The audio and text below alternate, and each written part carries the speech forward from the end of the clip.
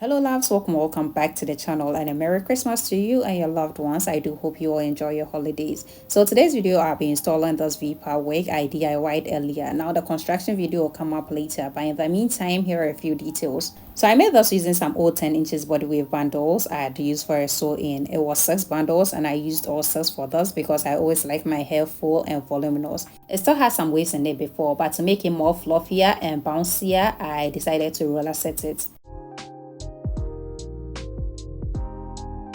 So that's my braid pattern and leave out. This hair can be installed as a middle or a side part. Since I'm a sucker for side parts, I'm going with the side. So I have a side leave out and a frontal ear to ear leave out. Now I like to first blow dry the leave out. I do this before putting on the wig because then I get enough space to work with. So I add in a little bit of shea butter and then go ahead and blow dry under the highest heat. I have the nozzle on the dryer for even distribution of the heat. So after blow drying, I braid it back into a cornrow and put on the wig.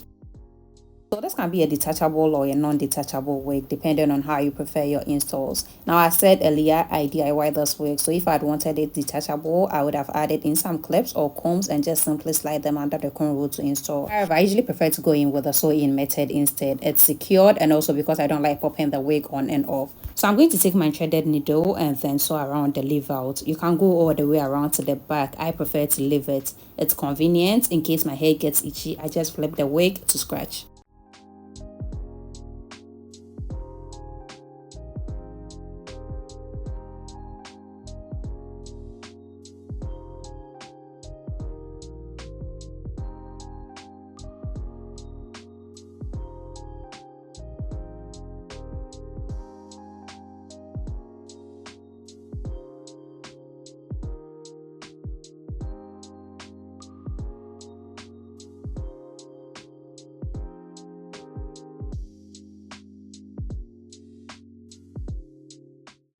So that's how it's pressed out and it instantly frames up your face. It's looking cute already. That's how it looks from the front and that's the back. Now let's go ahead and blend in the leave out. I'm going to take it out of the cornrow and since it's already blow dried, the next step is to silk press. So first I add in some serum which also serves as a heat protectant and then take out small sections of the hair to press under the highest heat of my heating tool which is 220. I'm going to pass it through a few times till I'm satisfied with the silkiness.